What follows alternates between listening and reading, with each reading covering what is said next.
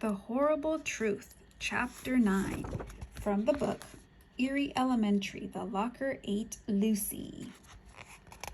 The school kept flinging Lucy through the air, back and forth, back and forth. Sam got an idea. I must be turning the wheel the wrong way. Hang on, he shouted.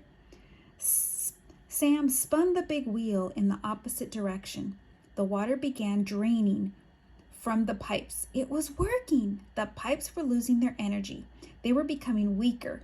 Then the pipe around Lucy's ankle loosened its grip, and it dropped her. Ah! Yelled Lucy, falling. At the last moment, Lucy grabbed a hold of a lower hanging pipe, and Antonio helped her get down. You're okay, Antonio said. Lucy wiped some sweat from her forehead. So, she said, what took you guys so long? Sam and Antonio smiled. Their friend was safe.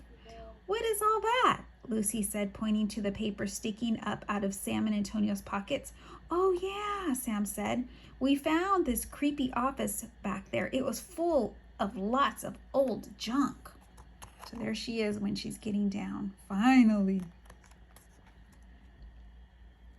Maybe that blueprint will show us how to get back upstairs, said Antonio. Good thinking, said Lucy. You find a way out of here while I dig through the other stuff. Sam, Antonio, and Lucy took a seat on the floor and got to work. Look at this, Lucy said, holding up a red leather book. This is Orson Eerie's journal. It sounds like he was some sort of mad scientist. Whoa, Antonio whispered. What else does his journal say? Sam asked.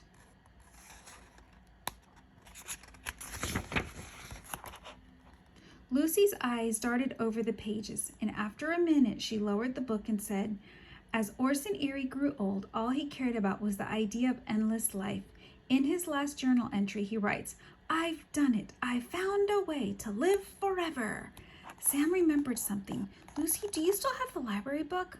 Lucy's eyes lit up. Yes, she said. She slipped her backpack off her shoulder and handed the book to Sam. Look, Sam said, flipping to the page where he had left off that morning.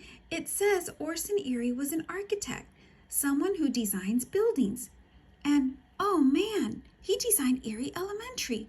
Wait a minute, said Antonio. A mad scientist designed our school? No wonder it's crazy creepy. Sam, Antonio, and Lucy were silent.